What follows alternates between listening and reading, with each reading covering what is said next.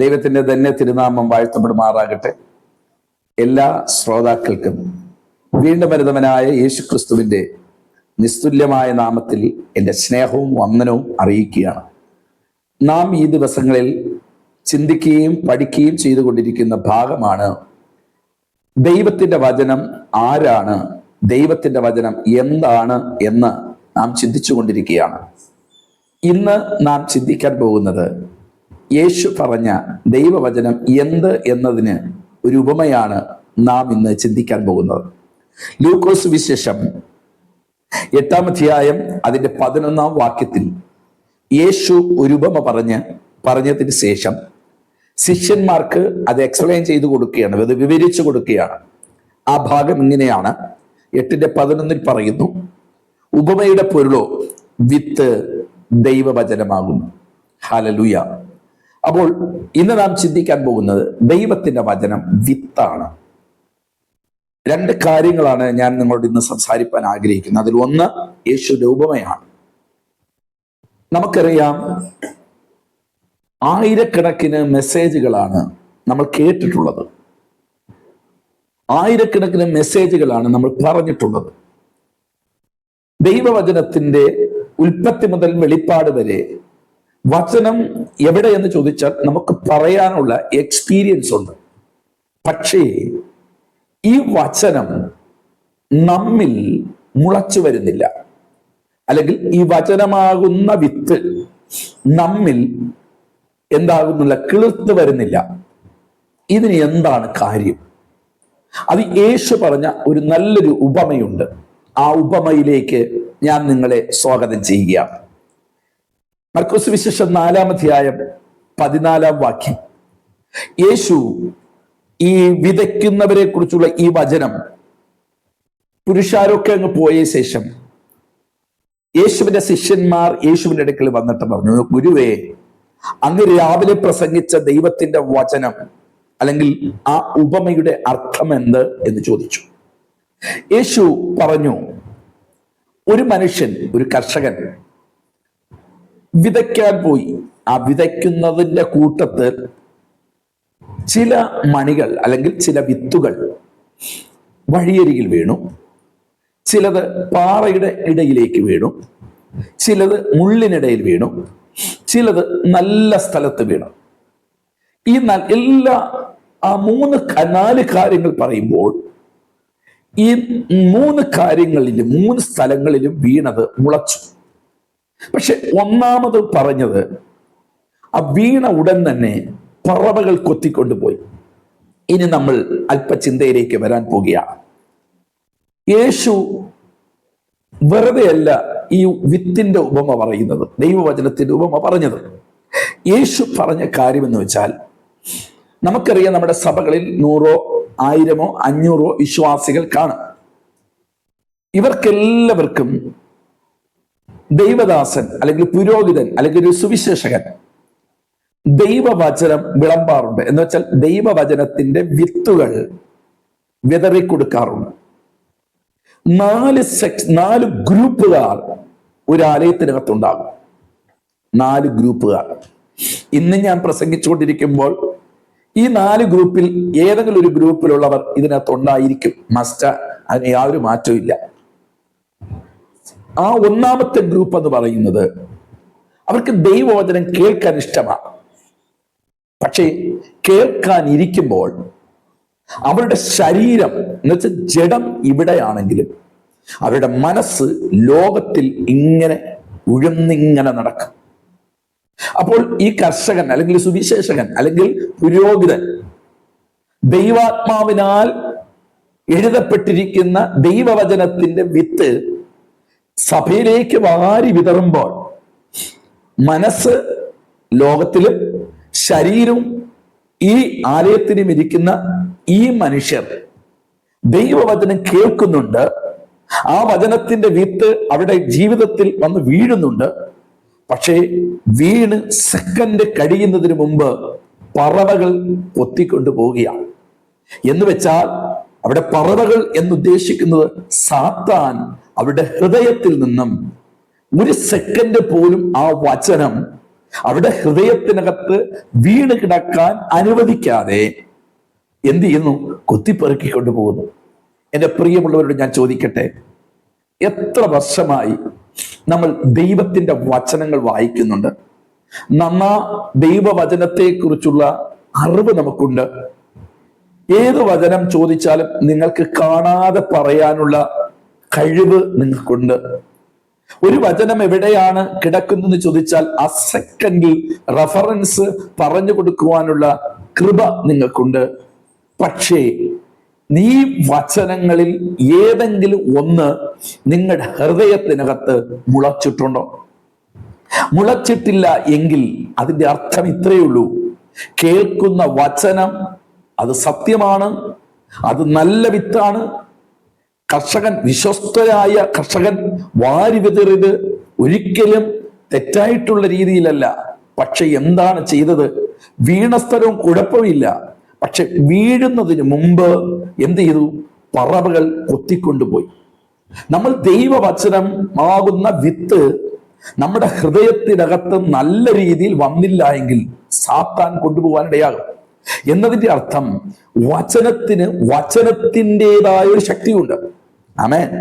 നിങ്ങൾ എപ്പോഴും മനസ്സിലാക്കണം, ഞാൻ കഴിഞ്ഞ എപ്പിസോഡുകളിലൊക്കെ പറഞ്ഞതുപോലെ ഒരു സ്തോത്രത്തിൻ്റെതായ ഒരു ശക്തിയുണ്ട്.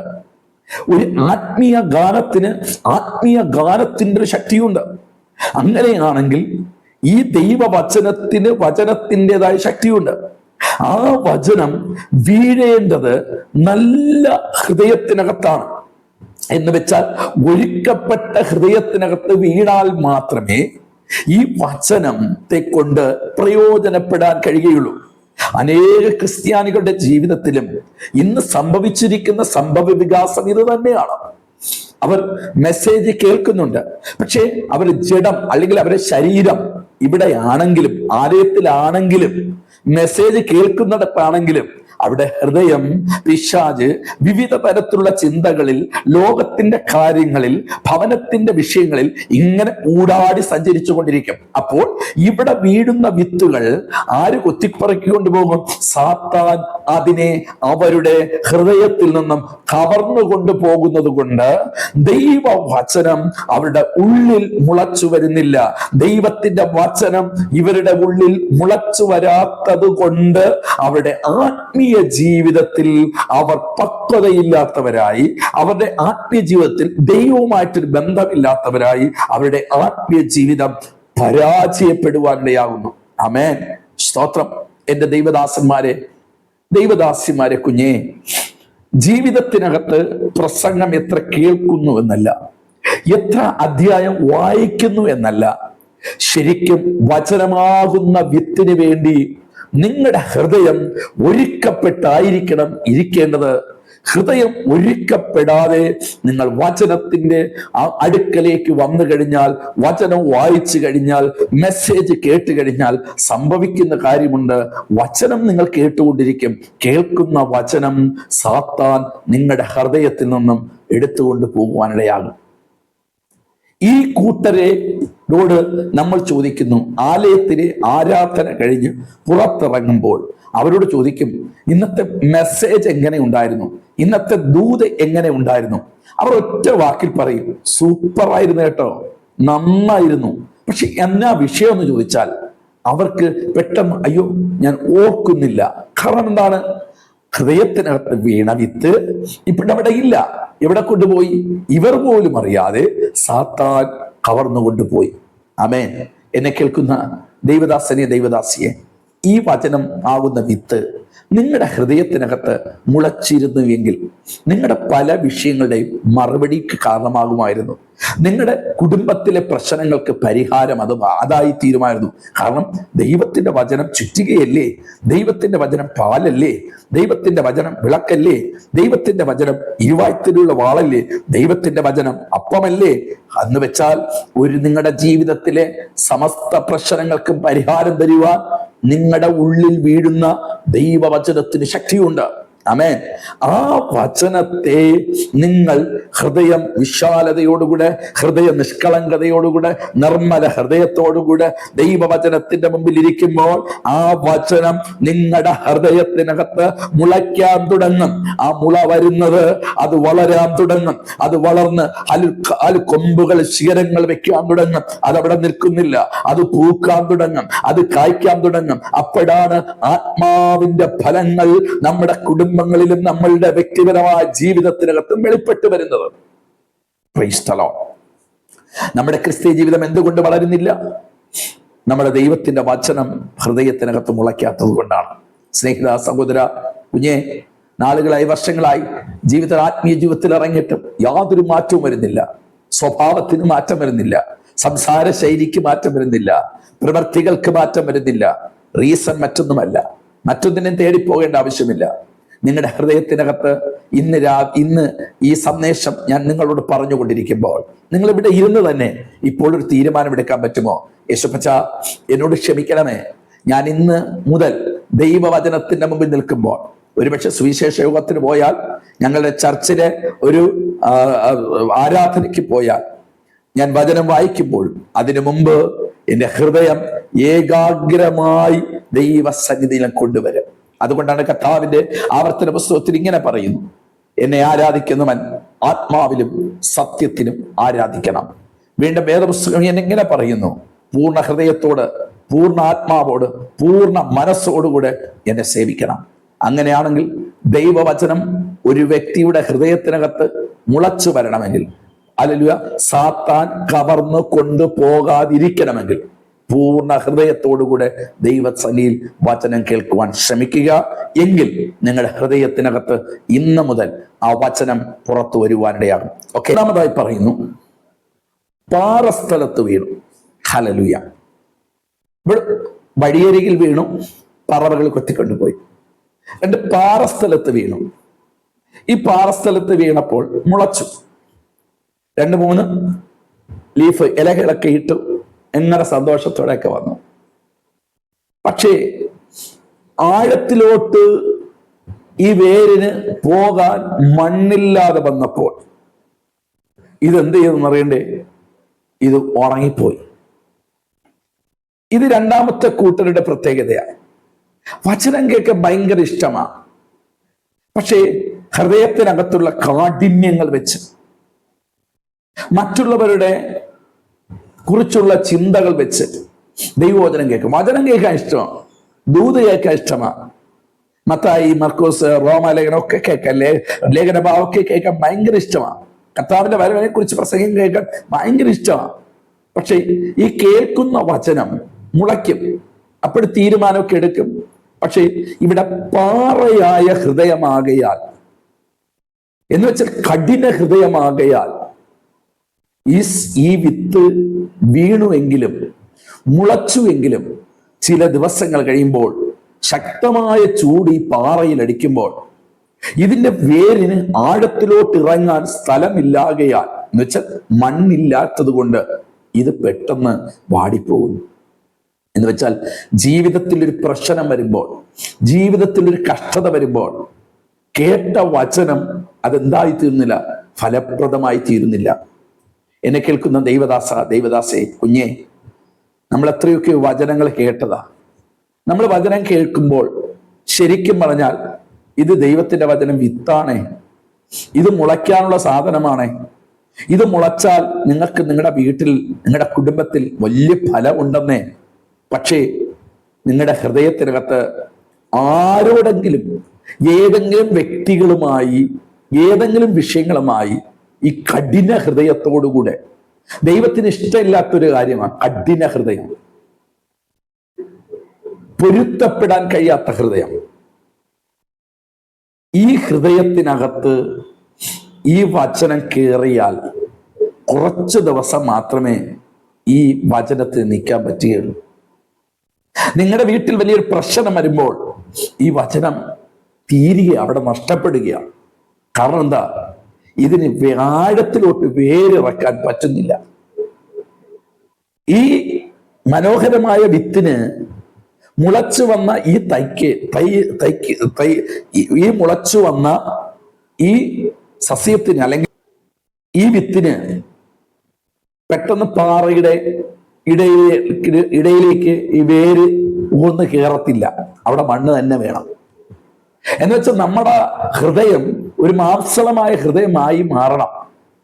യെഹെസ്കേൽ പ്രവാചകന്റെ പുസ്തകത്തിൽ ഇങ്ങനെ പറയുന്നു, കല്ലായ ഹൃദയം നിങ്ങളുടെ ഉള്ളിൽ നിന്ന് മാറ്റി മാംസളമായൊരു ഹൃദയം ഞാൻ നിങ്ങൾക്ക് നൽകും. അപ്പോൾ നിങ്ങൾ എൻ്റെ വചനങ്ങൾ അനുസരിക്കും, എൻ്റെ ചട്ടങ്ങൾ നടക്കുമാറാക്കും. ഹല്ലേലൂയ. അപ്പോൾ നമ്മുടെ ഹൃദയത്തിനകത്തുള്ള കല്ലായ സ്വഭാവങ്ങൾ, എത്രയോ ദൈവദാസന്മാർ ഈ മെസ്സേജുകൾ ഇഷ്ടംപോലെ കൊടുക്കുന്നു. അവരുടെ ഹൃദയമൊക്കെ പല വിഷയത്തിനും കല്ലായിട്ട് വെച്ചിട്ട് ഈ മെസ്സേജ് കൊടുക്കുന്നു. ഒരു ഫലവും ഇല്ല, ആർക്കും ഒരു മാനസാന്തരം ഉണ്ടാകത്തില്ല. കാരണം ദൈവം എപ്പോഴും ആഗ്രഹിക്കുന്നത് നിഷ്കളങ്ക ഹൃദയത്തിൽ നിന്നും വരുന്ന മെസ്സേജുകളാണ്, നിഷ്കളങ്ക ഹൃദയത്തിൽ നിന്നുള്ള വചനങ്ങളാണ്. ആ വചനത്തിന് മാത്രമേ എവിടെയെങ്കിലും പ്രവർത്തിക്കാൻ കഴിയുകയുള്ളൂ. നോക്കുക, ഈ കർഷകൻ വാരി വിതറുമ്പോൾ കുറെ പാറസ്ഥലത്ത് വീഴും. ഇന്ന് എന്നെ കേൾക്കുന്ന ദൈവദാസനെ, ദൈവദാസിയെ, കേട്ട വചനങ്ങൾ നിങ്ങളുടെ കുടുംബത്തിന്റെ വിടുതലായിരുന്നു, നിങ്ങളുടെ തലമുറയുടെ വിടുതലായിരുന്നു, നിങ്ങളുടെ പ്രാർത്ഥനാ വിഷയത്തിന്റെ മറുപടിയായിരുന്നു. പക്ഷേ നിങ്ങളുടെ ഹൃദയത്തിനകത്ത് പൊറുക്കാനോ ക്ഷമിക്കാനോ കഴിയാതെ ഇന്നും സഹോദരനോടും അപ്പനോടും ഭാര്യയോടും ഭർത്താവിനോടും കഠിനമായ ഹൃദയം ഇന്നും വെച്ച് പുലർത്തിയിട്ട് ദൈവവചനം കേൾക്കുമ്പോൾ നിങ്ങൾ ചിന്തിക്കരുതേ, ഈ വചനം നിങ്ങളുടെ ജീവിതത്തിൽ പ്രയോജനപ്പെടത്തില്ല. ഒരുപക്ഷെ 1-2 ദിവസം ഈ വചനത്തിന്റെ സന്തോഷം നിങ്ങൾ അനുഭവിച്ചാലും 3-ാം ദിവസം ഇതെല്ലാം നഷ്ടപ്പെട്ടു പോകും. ഇതെല്ലാം ഈ വചനം നിങ്ങളുടെ ഉള്ളിൽ നിന്ന് തന്നെ മറന്നു പോകുവാനിടയാകും. കാരണം ഹൃദയത്തിന്റെ കഠിനതയാണ്. സ്തോത്രം. ആന്റി, പ്രിയ ദൈവദാസന്മാരെ, കുഞ്ഞെ, ഇന്ന് നിങ്ങൾ ദൈവവചനം കേൾക്കുന്നുവെങ്കിൽ നിങ്ങളുടെ ഹൃദയം ശുദ്ധമായിരിക്കണം. നിങ്ങളുടെ ഹൃദയത്തിനകത്തുള്ള എല്ലാവിധമായ കഠിനമേറിയ അനുഭവങ്ങൾ, ഭർത്താവിനോട്, ഭാര്യയോട്, കുഞ്ഞുങ്ങളോട്, നാത്തൂനോട്, അമ്മായിയോട്, അമ്മാവനോട്, മരുമക്കളോട്, പാസ്റ്ററോട്, വിശ്വാസികളോട്, ഹല്ലേലൂയ, ഏതെങ്കിലും വിഷയത്തിൽ നിങ്ങളുടെ മനസ്സിനകത്ത് കഠിനതയുണ്ടെങ്കിൽ ഞാൻ പറയട്ടെ, നിങ്ങൾ സന്തോഷത്തോടെ ദൈവവചനം കേൾക്കും, പക്ഷെ അത് മുളയ്ക്കും. പക്ഷെ ചെറിയ പ്രതിസന്ധികൾ വരുമ്പോൾ ആ വചനത്തിന് നിൽപ്പാൻ പറ്റത്തില്ല, അത് നിങ്ങളുടെ ഉള്ളിൽ നിന്ന് മാറിപ്പോകും. ഇങ്ങനെ ഉള്ള ഒരു കൂട്ടർ. ഇനി 3ാമതൊരു കൂട്ടരുണ്ട്. ഇവർക്ക് മുള്ളിനിടയിൽ ഈ വിത്ത് വീണു, മുള്ളിനിടയിൽ വീണു. ഇത് കുഴപ്പമൊന്നുമില്ല, വളരെ ശക്തമായ രീതിയിൽ ഈ മുള്ളിനിടയിൽ വീണിട്ടും ഇവർ മുളച്ചു വന്നു. എന്ന് വെച്ചാൽ ഹൃദയത്തിനകത്ത് മുള്ള, മറ്റുള്ളവരെ വേദനിപ്പിക്കുക, മറ്റുള്ളവരെ മുറിവേൽപ്പിക്കുക, മറ്റുള്ളവരെ കരയിപ്പിക്കുക, ഭർത്താവിനെ കരയിപ്പിക്കുക, ഭാര്യയെ കരയിപ്പിക്കുക, ദൈവദാസന്മാരെ കരയിപ്പിക്കുക. അപ്പോൾ തന്നെ ഈ വചനം നമ്മുടെ അകത്ത് വീണിട്ടുണ്ട്. ആ വചനം മുളച്ചൊക്കെ വരുന്നുണ്ട്. പക്ഷെ കുറെ നാള് കഴിയുമ്പോഴുണ്ടല്ലോ, ഈ മുളച്ചു വന്ന വിത്തുണ്ടല്ലോ, ഹല്ലേലൂയ, ഈ തയ്യെ അല്ലെങ്കിൽ ഈ വിത്തിൽ നിന്ന് വന്ന ഈ മനോഹരമായിരിക്കുന്ന ശിഖരങ്ങളെ ഈ മുള്ള് ഞെരുക്കുവാനിടയാകും. ഈ ലോകത്തിന്റെ ചിന്തകൾ, ഈ ലോകത്തിന്റെ മറ്റുള്ള കാര്യങ്ങൾ മുളച്ചു വന്ന ദൈവവചനത്തെ ഞെരുക്കുവാനിടയാകും. ഇത് വളരുവാൻ കഴിയാതെ ഇത് സൂക്ഷിച്ച് എന്നേക്കുമായി മാറ്റപ്പെടുവാനിടയാകും. ഇങ്ങനെ ഉള്ള കുടുംബങ്ങളും വ്യക്തികളുമുണ്ട്. നോക്കണം, നിങ്ങൾ മനസ്സിലാക്കണം, 3 തരം മനുഷ്യരാണ്, 4 തരം ഹൃദയങ്ങളാണ് ഇവിടെ കാണാൻ സാധിക്കുന്നത്. അതിൽ 3 തരം ഹൃദയങ്ങളുടെ അവസ്ഥകളെയാണ് പരിശുദ്ധാത്മാവ് ഇന്ന് നമ്മളോട് സംസാരിച്ചു കൊണ്ടിരിക്കുന്നത്. 1, വഴിയോരത്തിരിക്കുന്ന ഹൃദയം. 2, കല്ലുപോലിരിക്കുന്ന ഹൃദയം. 3, മുള്ളുപോലിരിക്കുന്ന ഹൃദയം. ഇവിടെ വിത്ത് വീഴും, പക്ഷെ മുളച്ചു വരത്തില്ല. മുളച്ചു വന്നാലും അതിന് ഫലം കിട്ടാൻ സാധ്യതയില്ല, അത് വളരാൻ സാധ്യതയില്ല, അത് വേഗത്തിൽ തീർന്നു പോകാനിടയാകും. ഇന്നത്തെ ആത്മീയ ലോകത്തിൽ ഏകദേശം 98% ആൾക്കാരുടെയും ഹൃദയങ്ങൾ ഈ 3 കാറ്റഗറിയിൽ ഇരിക്കുകയാണ്, 3 തരത്തിലിരിക്കുകയാണ്. എന്നിട്ടും അവർക്ക് അന്യഭാഷയുണ്ട്, അവർ ആരാധിക്കുന്നു, പ്രാർത്ഥിക്കുന്നു, പക്ഷേ വചനത്തിന്റെ സ്വഭാവങ്ങൾ, വചനത്തിന്റെ പ്രവർത്തികളൊന്നും നമ്മിൽ വെളിപ്പെടാത്തതിന് കാരണം ഈ 3 തരത്തിലുള്ള ഹൃദയങ്ങളായതുകൊണ്ടാണ്. എന്നാൽ അടുത്ത വാക്ക് ഇങ്ങനെ പറയുന്നു, ഹല്ലേലൂയ, നല്ല മണ്ണിൽ വിതയ്ക്കപ്പെട്ട വചനം. എന്ന് വെച്ചാൽ ഒരു കർഷകൻ വളരെ പക്വതയോടുകൂടെ അതിനകത്തുള്ള കല്ലൊക്കെ പെറുക്കിക്കളഞ്ഞു, മുള്ളുകളെല്ലാം മാറ്റി വെട്ടി വൃത്തിയാക്കി ഈ വിത്തിന് വേണ്ടി മാത്രം അദ്ദേഹം ആ പാടം മനോഹരമാക്കിയിട്ടിരുന്നു. ഈ കർഷകൻ അവിടേക്ക് വാരി വിതറിയപ്പോൾ നിങ്ങൾ മനസ്സിലാക്കണം, അവിടെ വായിക്കുന്നത് 60 100 മേനി വിളവ് ലഭിക്കാനിടയായി. Praise the Lord. ആ വയലിൽ അല്ലെങ്കിൽ ആ മണ്ണിൽ വീണ വിത്തിന്റെ മുകളിൽ ചൂട് വരാത്തത് കൊണ്ടല്ല, പ്രതിസന്ധികൾ വരാത്തത് കൊണ്ടല്ല, അവർക്ക് വന്നതുപോലെയൊക്കെ വന്നു. പക്ഷേ നല്ല നിലത്ത് വീണ വിത്ത് പെട്ടെന്ന് കിളിർത്തു, അത് വളരാൻ തുടങ്ങി. അത് 100 60 100 മേനി വിളവ് ലഭിക്കാനിടയായി. എന്നെ കേൾക്കുന്ന ദൈവദാസനെ, ദൈവദാസിയെ, പരിശുദ്ധാത്മാവിൽ ഞാനൊരു കാര്യം പറയട്ടെ. ഒരു ദൈവവചനം നമ്മുടെ അകത്ത് വീണാൽ അത് ഫലം ഉണ്ടാകണം. അതെങ്ങനെയുള്ള ഫലം? 60 100 മേനി ഫലമുണ്ടായിരിക്കണം. ഓരോ ദിവസവും നമ്മുടെ ആത്മീയ ഫലങ്ങൾ ഉണ്ടായിരിക്കണം. ഞാനൊരു ദൈവ പൈതലായി ഇറങ്ങി, ഞാൻ രക്ഷിക്കപ്പെട്ടിറങ്ങി, ഞാനൊരു ക്രിസ്ത്യാനിയായി തീർന്നാൽ ക്രിസ്തുവിന്റെ സ്വഭാവങ്ങൾ നമ്മിൽ വരണമെങ്കിൽ വചനത്തിന്റെ വിത്ത് നല്ല നിലമാകുന്ന ഹൃദയമാക്കി നമ്മൾ ഇട്ടാൽ മാത്രമേ അവിടെ വീഴുന്ന വിത്തിന് ഫലം ലഭിക്കുകയുള്ളൂ. ഹല്ലേലൂയ. അങ്ങനെയാണെങ്കിൽ ഞാൻ ചോദിക്കട്ടെ, എത്ര വർഷം കൊണ്ട് ഞാനും നിങ്ങളും ദൈവവചനം കേൾക്കുകയും പ്രസംഗിക്കുകയും ചെയ്യുന്നു, പക്ഷേ വചനത്തിന്റെ വിത്ത് മുളച്ചിട്ടുണ്ടോ? മുളച്ച ആ വിത്ത് അല്ലെങ്കിൽ മുളച്ച ആ വൃക്ഷമായി തീരാൻ കഴിഞ്ഞിട്ടുണ്ടോ? ഇല്ലെങ്കിൽ അതിന് ഫലം ലഭിച്ചിട്ടുണ്ടോ? അത് എത്ര മേനി വിളവ് ലഭിക്കുന്നുണ്ട്? എപ്പോഴെങ്കിലും ചിന്തിച്ചിട്ടുണ്ടോ? ചിലർ പറയും, ഞാൻ 10 വർഷമായി യേശുവിനെ രക്ഷകനായി സ്വീകരിച്ചു വന്നു. ഈ വചനം നെഞ്ചിനോട് ചേർത്ത് വെച്ചിട്ട് പറയും, 10 വർഷമായി അപ്പച്ചന്റെ വചനവുമായിട്ട് നടക്കുന്നു, 50 വർഷമായി വചനവുമായിട്ട് നടക്കുന്നു. പക്ഷേ ജീവിതത്തിലെ സ്വഭാവങ്ങളൊന്നും ഇന്നും മാറിയിട്ടില്ല, പ്രവൃത്തികളൊന്നും മാറിയിട്ടില്ല, ചിന്തകളൊന്നും മാറിയിട്ടില്ല, ആ കോപത്തിന്റെ അനുഭവങ്ങൾ മാറിയിട്ടില്ല, ആ പാപത്തിന്റെ അനുഭവങ്ങൾ മാറിയിട്ടില്ല. അപ്പോൾ തന്നെ ആ മനുഷ്യൻ ആരാധിക്കുന്നു, അപ്പോൾ തന്നെ പ്രസംഗിക്കുന്നു, അപ്പോൾ തന്നെ ദൂത് പറയുന്നു, അപ്പോൾ തന്നെ ജീവിതത്തിൽ നമ്മൾ കാണുന്നത് പോലെ ആത്മീയമെന്ന് നമ്മൾ ചിന്തിക്കുന്ന പലതും ചെയ്തുകൊണ്ടിരിക്കുകയാണ്. പക്ഷേ നമ്മൾ ഒരു കാര്യം മനസ്സിലാക്കണം, ദൈവവചനമാകുന്ന വിത്ത് നല്ല നിലത്ത് വീഴാത്ത ഒറ്റ വ്യക്തികളിൽ പോലും ഫലം 100 മേനി ഉണ്ടാകത്തില്ല, 60 മേനി ഉണ്ടാകത്തില്ല. നോക്കുക, ഇവിടെ ആദ്യം 60 മേനി, പിന്നെ 100 മേനി എന്നതിന്റെ അർത്ഥം ഹല്ലേലൂയ, നമുക്കൊരു ആത്മീയ വളർച്ചയാണ് കാണിക്കുന്നത്. എത്ര വർഷമായി നാം ദൈവത്തിന് വേണ്ടി ഇറങ്ങിയിട്ട്, എത്ര നാളുകളായി കർത്താവിന് വേണ്ടി നിന്നിട്ട്, എത്രമാത്രം ആത്മീയമായി വളരാൻ നമുക്ക് പറ്റുന്നുണ്ട്. നമുക്ക് കർത്താവിന്റെ സന്നിധിയിൽ ഇന്ന് തന്നെ ഹിതപരിശോധന ചെയ്യണം. കർത്താവേ, വചനമാകുന്ന വിത്ത് നല്ല നിലമായ ഹൃദയത്തിലേക്ക് വീഴാൻ എന്നെ സഹായിക്കണം എന്നതിന്റെ അർത്ഥം, നാം ദൈവവചനത്തിന്റെ മുമ്പിൽ ഇരിക്കുമ്പോൾ നമ്മുടെ ഹൃദയത്തിനകത്ത് കിടക്കുന്ന സകല പാപങ്ങളും യേശു ക്രിസ്തുവിന്റെ രക്തത്താൽ നാം കഴുകൽ പ്രാപിക്കണം. ഒരു വചനം കേൾക്കുന്നതിന് മുമ്പ്, വചനത്തിന്റെ മുമ്പിൽ വരുന്നതിന് മുമ്പ്, വചനം ധ്യാനിക്കുന്നതിന് മുമ്പ് നിങ്ങളുടെ ഹൃദയം കല്ല് പോലിരിക്കുന്ന അനുഭവം ഉണ്ടെങ്കിൽ എടുത്തു മാറ്റുക. യെശയ്യാ പ്രവാചകന്റെ പുസ്തകം 5-ാം അധ്യായത്തിൽ ഇങ്ങനെ പറയുന്നു, ഞാൻ എന്റെ പ്രിയതമന് വേണ്ടി ഒരു മുന്തിരിത്തോട്ടത്തെ കുറിച്ച് ഒരു പാട്ട് പാടുമെന്ന് പറഞ്ഞിട്ട് അവിടെ ഇങ്ങനെ എഴുതിയിരിക്കുകയാണ്, ഞാൻ മുന്തിരി വള്ളി നടുന്നതിന് മുമ്പ് അതിനകത്തുള്ള കല്ലുകൾ പെറുക്കി കളഞ്ഞു. അതേ പ്രിയമുള്ളവരെ, പാപത്തിന്റെ കല്ലുകൾ പെറുക്കി കളയാത്ത കാലം നമ്മുടെ ജീവിതത്തിനകത്ത് വന്നു വീഴുന്ന വചനത്തിന്റെ വിത്തുകൾ വേണ്ടും പോലെ മുളക്കത്തില്ല, ഫലം തരികയില്ല.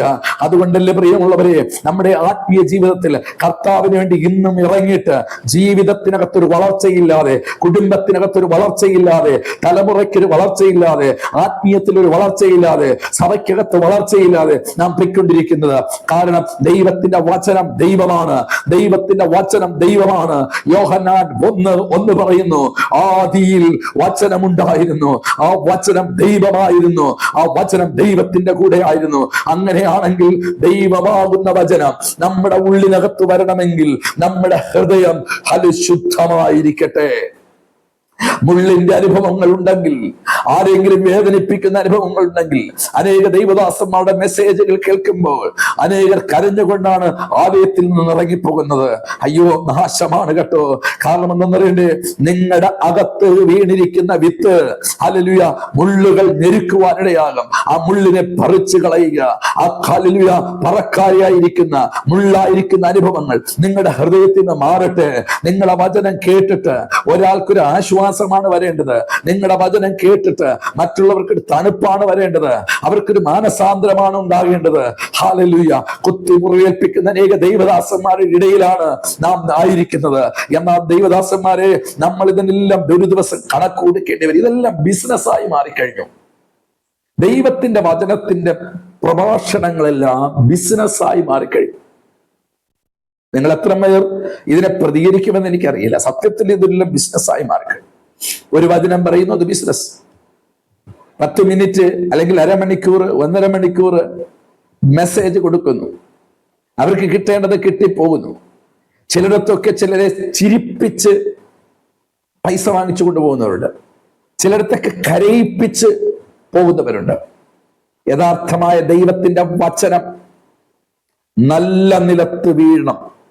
നല്ല നിലത്ത് വീണാൽ നമ്മുടെ ആത്മീയ ജീവിതത്തിൽ ഫലമുണ്ടാകും. 60, 100 മേനി വിളവുണ്ടാകും. അപ്പോൾ ഈ ദൈവത്തിന്റെ വചനം നമ്മുടെ അകത്തുണ്ടോ? ദൈവത്തിന്റെ വചനം അകത്ത് നല്ല നിലത്താണോ കിടക്കുന്നത്, അതോ പാറ സ്ഥലത്താണോ?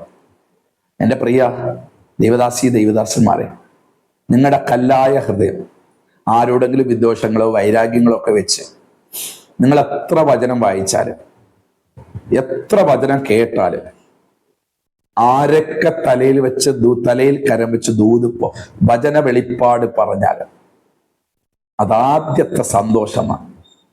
അത് പിന്നീട് ചൂടേറിയ അനുഭവത്തിൽ അത് കരിഞ്ഞു പോകും, നശിച്ചു പോകും. ആ കല്ലൊന്നെടുത്ത് മാറ്റുക, ദൈവവചനം കേൾക്കുക, നല്ല നിലമായി നമ്മുടെ ഹൃദയത്തെ ഏൽപ്പിച്ചു കൊടുക്കുക. ആ മുള്ളു പോലിരിക്കുന്ന ഭാര്യയെ എപ്പോഴും കുത്തുന്ന, ഭർത്താവിനെ എപ്പോഴും കുത്തി നോവിപ്പിക്കുന്ന, മക്കളെ എപ്പോഴും കുത്തി നോവിപ്പിക്കുന്ന ദൈവദാസനെ എപ്പോഴും കുത്തി നോവിപ്പിക്കുന്ന, വിശ്വാസികളെ കുത്തി നോവിപ്പിക്കുന്ന, അതിനകത്ത് വിത്ത് വീണാൽ, വചനത്തിന്റെ വിത്ത് വീണാൽ ചില ദിവസം കഴിയുമ്പോൾ വചനത്തെ ശോഷിപ്പിച്ച് കളയും, അതിനെ ഒന്നുമില്ലാതാക്കി കളയും. എന്നാൽ നല്ല നിലത്ത് എന്നിട്ട് ഈ സന്ദേശം കേൾക്കുമ്പോൾ നിങ്ങളുടെ ഹൃദയം നല്ല നിലമാക്കണം. എവിടെയെങ്കിലും കുറവുകളുണ്ടെങ്കിൽ, അതുകൊണ്ടല്ലേ ഏലിയാവപ്പച്ചൻ കർമ്മേലിൽ കയറിയിട്ട് ഇടിഞ്ഞു കിടക്കുന്ന യാഗപീഠത്തെ അവൻ പുതുക്കി പണിതു.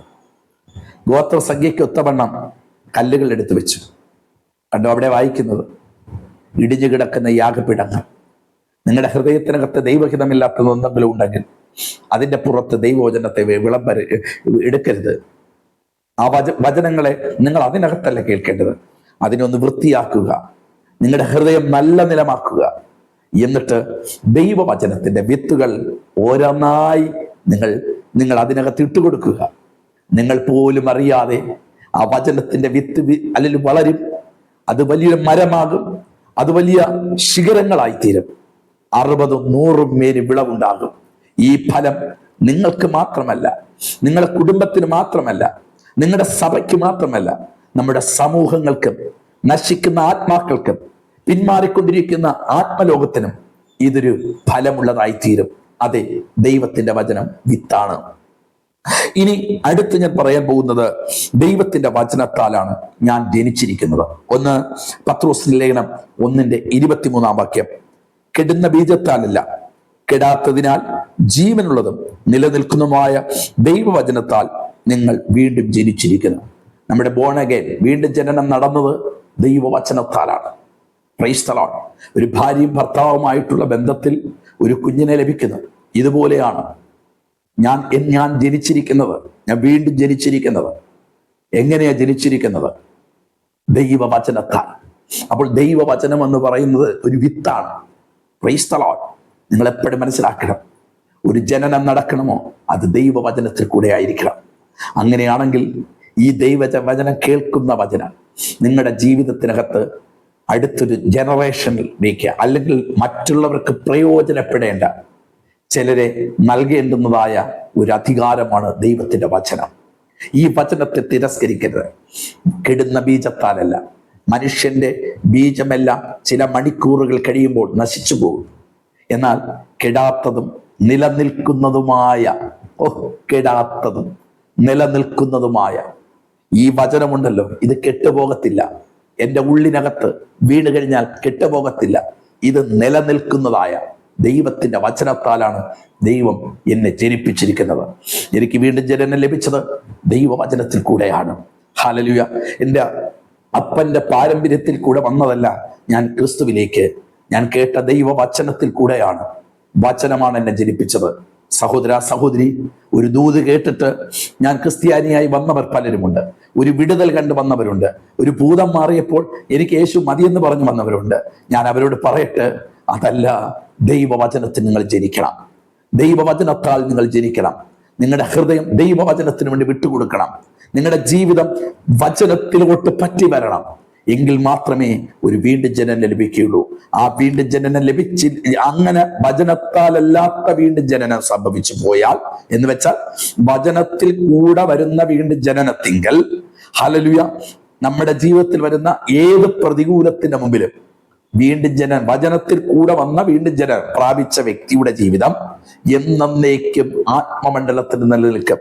ബാക്കിയുള്ളതെല്ലാം വിടുതൽ കണ്ട്, അത്ഭുതം കണ്ട്, രോഗശാന്തി കണ്ട്, ഞാൻ യേശുവിനെ എനിക്ക് രക്ഷകനായി സ്വീകരിക്കണം, എനിക്ക് സ്ഥാനപ്പെടണം, ഒരു വിടുതൽ കണ്ട ഉടൻ, തലവേദന മാറ്റിയ ഉടൻ യേശു ജീവിക്കുന്നു എന്ന് പറഞ്ഞ് ചാടിക്കേറി വന്ന് പെട്ടെന്ന് ഞാൻ അത് ചെയ്യുന്നു ഇത് ചെയ്യുന്നു അത് എന്ന് പറഞ്ഞു സ്ഥാനപ്പെട്ട് കൈയടിച്ച് സഭയോട് ചേരുന്ന ഒത്തിരി പേരുണ്ട്. ഞാൻ പറയട്ടെ, അവരുടെയൊക്കെ ജീവിതത്തിനകത്ത് ഒരു ചെറിയ പ്രതികൂലം വന്നാൽ മതി, ഒരു ചെറിയ പ്രശ്നം വന്നാൽ മതി, ഒരു ചെറിയ വേദന വന്നാൽ മതി, യേശുവിനെ തള്ളിപ്പറഞ്ഞ് അവർ പിന്മാറ്റത്തിൽ പോകുന്നു. അനേകരുടെ ജീവിതത്തിൽ അതാ വീണ്ടും ജനനം ശരിയല്ല. ഹല്ലേലൂയ. കെടുന്ന ബീജത്താലല്ല, കെടാത്തതും നിലനിൽക്കുന്നതുമായ ദൈവവചനത്താൽ നാം ജനിക്കണം. പല സഭകളിലും ആത്മീയ ജനനം നടന്നിട്ടില്ല. പലരുടെ ആത്മീയ ജീവിതത്തിൽ വീണ്ടും ജനനം നടന്നിട്ടില്ല. അവരുടെ അപ്പൻ പാസ്റ്ററായിരുന്നു, മക്കളും ഇങ്ങനെ വരികയാണ്, കൊച്ചുമക്കളായി വരികയാണ്. പല സഭകളിലും ഹല്ലേലൂയ വിശ്വാസിയായി വരുന്ന സഹോദരൻ സഹോദരി, അവരുടെ മക്കള് വീണ്ടും ജനനമൊന്നും പ്രാപിച്ചിട്ടില്ല. വീണ്ടും ജനനം പ്രാപിക്കാതെ അവരെ സ്ഥാനപ്പെടുത്തുന്നു, അവർക്ക് തിരുവത്താഴം കൊടുക്കുന്നു, അവർക്ക് സഭയുടെ ഒരു അംഗത്വം കൊടുക്കുന്നു, ഇലക്ഷൻ വരുമ്പോൾ വോട്ടിന് അവകാശവും കൊടുക്കുന്നുണ്ട്. പ്രിയമുള്ളവരോട് ഞാൻ പറയട്ടെ, അതൊന്നും വീണ്ടും ജനനമല്ല. ഹല്ലേലൂയ. അതെല്ലാം ഇവിടത്തെ ജനനമാണ്, ഇവിടത്തെ ആവശ്യത്തിന് വേണ്ടിയാ. പക്ഷെ വീണ്ടും ജനിച്ചവനോട് ഞാൻ പറയുന്നു, ഹല്ലേലൂയ, സ്വർഗത്തിൽ പോകണമെങ്കിൽ വീണ്ടും ജനിക്കണം. സ്വർഗത്തിൽ പോകണമെങ്കിൽ വീണ്ടും ജനിക്കണം. വീണ്ടും ജനിക്കണമെങ്കിൽ അത് ദൈവവചനത്തിൽ കൂടെ വന്നവന് മാത്രമേ വീണ്ടും ജനിക്കാൻ പറ്റുകയുള്ളൂ. ഇവിടെ പത്രോസ് ശ്ലീഹ വ്യക്തമാക്കുന്നു. അവിടെ 1 അധ്യായം 21 വാക്യത്തിൽ പറയുന്നു, കെടുന്ന ബീജത്താൽ കെടാത്തതും നിലനിൽക്കുന്നതുമായ ഹല്ലേലൂയ വചനത്താൽ നിങ്ങളെ ജനിപ്പിച്ചിരിക്കുന്നു. ആമേൻ. ഇന്ന് വൈകിയ സമയത്ത് ഈ സന്ദേശം കേട്ടുകൊണ്ടിരിക്കുന്ന ദൈവദാസിയെ, ഞാനും നിങ്ങളും ആരുടെ മക്കളാണ് നോക്കണം. കെടാത്ത ബീജത്താൽ എന്ന് വെച്ചാൽ ദൈവവചനത്താലാണ് ഞാൻ ജനിച്ചിരിക്കുന്നത്. അപ്പന്റെ മോനാണ്. അങ്ങനെ ആണെങ്കിൽ, ദൈവവചനത്താൽ ജനിച്ചൊരു വ്യക്തിയാണെങ്കിൽ ഈ വചനത്തിന്റെ വിടുതൽ എനിക്കുള്ളതാ. ഈ വചനത്തിനകത്ത് എഴുതിയിരിക്കുന്ന അത്ഭുതങ്ങൾ എനിക്ക് കണ്ടേ പറ്റുകയുള്ളൂ. ഈ വചനത്തിൽ എഴുതിയിരിക്കുന്ന ദൈവപ്രവൃത്തി എന്റെ കുടുംബത്തിൽ നടന്നേ മതിയാകുകയുള്ളൂ. ഹല്ലേലൂയ. അതൊരു പ്രവാചകൻ വന്ന് തലയിൽ കരം വെക്കണമെന്നില്ല. ഒരു പാസ്റ്റർ വന്ന അഭിഷേകത്തോടുകൂടെ തലയിൽ കരം വെച്ച് ഇതാ വരുന്നു എന്ന് പറയേണ്ട ആവശ്യമില്ല. ദൈവവചനം ഒരുത്തന്റെ അകത്തുണ്ടെങ്കിൽ, അവൻ വീണ്ടും വചനത്താൽ വീണ്ടും ജനിച്ചവനാണെങ്കിൽ, അവന് വേണ്ടുന്നതല്ല ഈ ദൈവവചനത്തിൽ കൂടെ ലഭിക്കുവാനിടയാകും. ഞാൻ ഇതൊക്കെ പറയുമ്പോൾ ഞാൻ പ്രവാചകന്മാരെ കുറിച്ച് പറയുന്നത് തെറ്റായിട്ട് നിങ്ങൾ ചിന്തിക്കരുത്. ചില സമയങ്ങളിൽ പ്രവാചകന്മാര് ദൈവം ചിലയിടത്ത് അയക്കും. ഹല്ലേലൂയ. ആത്മീയമായി ചില വിടുതലിന് വേണ്ടി ചില ദൈവദാസന്മാരെ ചിലരെ അയക്കും. ഞാൻ പറഞ്ഞു വരുന്നത് ആശയോടത്തോടല്ല ഞാൻ പറയുന്നത്. ദൈവവചനത്താൽ ജനിക്കുന്ന ഒരു വ്യക്തിക്ക് ദൈവവചനത്തിന്റെ സകല വിടുതലുകളും ദൈവാത്മാവ് കൽപ്പിച്ചിട്ടുണ്ട്. പക്ഷെ ഇത് പ്രാപിക്കണമെങ്കിൽ നമ്മൾ ശരിക്കും വീണ്ടും ജനനത്തിലേക്ക് വരണം. മനസ്സിലാവുന്നുണ്ടോ? ഇന്നത്തെ നിങ്ങൾ 100 പേരെ എടുത്താൽ അത് 99 പേരും വീണ്ടും ജനനം എന്തെന്ന് അറിയത്തില്ല. നിക്കോദിമോസ് യേശുവിന്റെ അടുക്കൽ വന്നു. നിക്കോദിമോസിനെ കുറിച്ച് നിങ്ങൾക്ക് നന്നായിട്ട് അറിയാം. അവൻ വലിയ ഗുരുവാണ്. അവൻ വലിയൊരു പണ്ഡിതനായ മനുഷ്യനാണ്. വേദപുസ്തകത്തിന്റെ തോറ നന്നായിട്ട് ഹല്ലേലൂയ അരച്ച് കലക്കി കുടിച്ചതുപോലെ ദൈവവചനത്തിന്റെ തോറ നന്നായിട്ട് തിരിച്ചറിയാവുന്നവനാണ്. അവൻ യേശുവിന്റെ അടുക്കൽ വന്നിട്ട് ചോദിക്കുന്നു, ഹല്ലേലൂയ, യേശു പറഞ്ഞു നീ വീണ്ടും ജനിക്കണം. അവൻ ചോദിക്കുന്നു, ഞാൻ എൻ്റെ അമ്മയുടെ ഉദരത്തിൽ ഇനിയും ഈ പ്രായമായി ഞാൻ ഇനിയും ജനിക്കും. യേശു പറഞ്ഞൊരു വാക്കുണ്ട്, വെള്ളത്താലും ആത്മാവിനാലും ജനിച്ചില്ലെങ്കിൽ സ്വർഗരാജ്യത്തിൽ പ്രവേശിക്കാൻ കഴിയില്ല. അതേ പ്രിയമുള്ളവരെ, വീണ്ടും ജനനം പ്രാപിക്കാത്ത ഒരു വ്യക്തിക്ക് ഒരുപക്ഷെ വീണ്ടും ജനനം പ്രാപിച്ചെന്ന് പറഞ്ഞ് സ്നാനപ്പെടുത്തുന്നവരുണ്ട്. ഹല്ലേലൂയ. അതല്ല വീണ്ടും ജനനം. വീണ്ടും ജനനം നടക്കേണ്ട ദൈവവചനത്തിൽ കൂടെയാണ്. വചനം ഒരുത്തന്റെ അകത്ത് കയറുമ്പോൾ അവൻ അറിയാതെ അലറി വിളിക്കും, ഞാനൊരു പാപിയാണ് കർത്താവേ, നിന്റെ രക്തത്താൽ എന്നെ ശുദ്ധീകരിക്കണമേ, അങ്ങയുടെ മകനാക്കി തീർക്കണമേ. അവിടെയാണ് ദൈവപ്രവൃത്തി നടക്കുന്നത്, അവിടെയാണ് വീണ്ടും ജനനം നടക്കുന്നത്, അവിടെയാണ് ദത്തെടുപ്പ് നടക്കുന്നത്. ഹല്ലേലൂയ. അങ്ങനെയാണെങ്കിൽ അങ്ങനെ ഒരു ജീവിതത്തിലേക്ക് വരാത്ത ഒരു വ്യക്തി എന്ന് വെച്ചാൽ ദൈവവചനത്തിൽ കൂടെ മാത്രമാണ് ഞാനൊരു പാപി എന്ന് ഒരുത്തന്റെ ഹൃദയത്തിനകത്ത് വരുന്നത്. ഹല്ലേലൂയ. അല്ലാണ്ട് പാരമ്പര്യമായി കയറി വരുന്ന ആയിരക്കണക്കിന് സഭകളുണ്ട്, ആയിരക്കണക്കിന് വിശ്വാസികൾ എന്ന് പറയുന്നവരുണ്ട്. നോക്കണം പ്രിയമുള്ളവര്, രണ്ട് കൈയടിച്ചത് കൊണ്ട് അതിൽ വീണ്ടും ജനനം നടക്കുന്നില്ല, രണ്ട് അന്യഭാഷ പറഞ്ഞത് കൊണ്ട് വീണ്ടും ജനനം നടക്കണമെന്നില്ല. ഒരുവന്റെ ഉള്ളിനകത്ത് ദൈവത്തിന്റെ വചനത്തിന്റെ വിത്ത് ശരിയായ രീതിയിൽ വീഴുമ്പോൾ അവൻ അലറി വിളിച്ചു പറയും, അയ്യോ ഞാൻ അരിഷ്ട മനുഷ്യൻ, ഹല്ലേലൂയ, ഞാനൊരു അരിഷ്ട മനുഷ്യൻ, ഞാനൊരു പാപിയാണ്, ഹല്ലേലൂയ. ആ പാപത്തിൽ നിന്ന് കർത്താവേ നീ എന്നെ വീണ്ടെടുക്കണം, അങ്ങയ്ക്ക് മാത്രമേ സാധ്യമാകുള്ളൂ എന്ന് പറഞ്ഞ അലറി നിലവിളിച്ച് കരയുന്ന ഒരുത്തന്റെ മേൽ യേശുവിന്റെ രക്തത്താൽ ഒരു ശുദ്ധീകരണം ലഭിച്ച അവനെ വീണ്ടും ജനനത്തിലേക്ക് കൊണ്ടുവരുന്നു എന്ന് വെച്ചാൽ കർത്താവിന്റെ മകനാക്കി മകളാക്കി എന്നെ തീർക്കുകയാണ്. ഇതുവരെയും അങ്ങനെ ഒരു അനുഭവം നിങ്ങൾക്കില്ല എങ്കിൽ ഇന്ന് നിങ്ങളോട് ദൈവാത്മാവിൽ ഞാൻ പറയുന്നു, ഈ തിരുവചനത്തിലേക്ക് നിങ്ങൾ ഇറങ്ങി തിരിച്ചു വരിക. ഹല്ലേലൂയ. ഓടിയതും അധ്വാനിച്ചതും വെറുതെ ആകരുത്. ഒരിക്കൽ യേശു പറഞ്ഞു, കർത്താവേ കർത്താവേ എന്ന് വിളിക്കുന്ന ഏവനുമല്ല, കർത്താവിന്റെ ഇഷ്ടം ചെയ്യുന്നവനത്രേ സ്വർഗരാജ്യത്തിൽ പ്രവേശിക്കുന്നത്. ഇവിടെ നമുക്ക് കൈയടിക്കാം, ഇവിടെ നമുക്ക് ദൈവവചനം കൊണ്ട് നടക്കാം, ഇവിടെ നമുക്ക് പ്രസംഗിച്ചെന്ന് വരാം. പക്ഷെ വീണ്ടും ജനനം പ്രാപിക്കാത്ത ഒരു വ്യക്തിയെ ചേർക്കാൻ യേശു തയ്യാറല്ല. അവന്റെ മക്കളെ ചേർക്കാൻ യേശു വരാൻ പോവുകയാണ്. അങ്ങനെയാണെങ്കിൽ അവന്റെ മകനായി തീരണമെങ്കിൽ ദൈവവചനത്തിൽ നിങ്ങൾ ഇറങ്ങി വരണം. ദൈവവചനം എന്ന് പറയുന്നത് പീറ്റർ പറഞ്ഞതുപോലെ കെടുന്ന ബീജമല്ല, കെടാത്തതും നിലനിൽക്കുന്നതുമായ ദൈവവചനത്താൽ തന്നെ നമ്മൾ ജനിക്കപ്പെടണം. ഹല്ലേലൂയ. കർത്താവ് നിങ്ങളെ അനുഗ്രഹിക്കട്ടെ.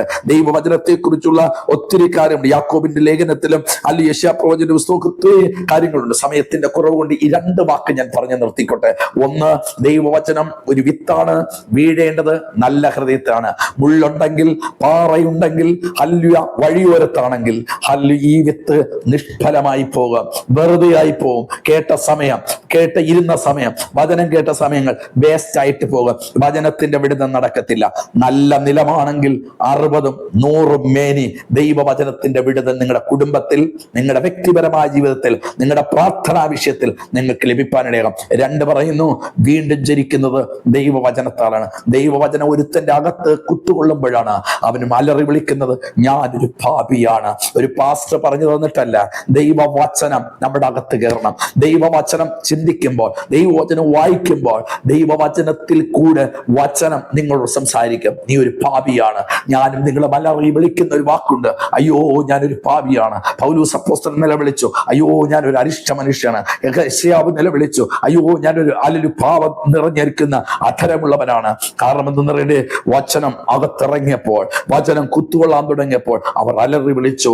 മർക്കോസിന്റെ മാളികമുറിയിൽ അപ്പോസ്തലപ്രവൃത്തി 2-ാമത്തെ അധ്യായം നിങ്ങൾ വചനം വായിക്കുമ്പോൾ 3000 പേരുടെ ഉള്ളിനകത്ത് ദൈവവചനം അറിഞ്ഞുകൊണ്ടിരുന്നപ്പോൾ കുത്തുകൊണ്ടു അവർ വിളിച്ചു ചോദിച്ചു, രക്ഷ പ്രാപിപ്പാൻ ഞാൻ എന്ത് ചെയ്യണം? ഹല്ലേലൂയ.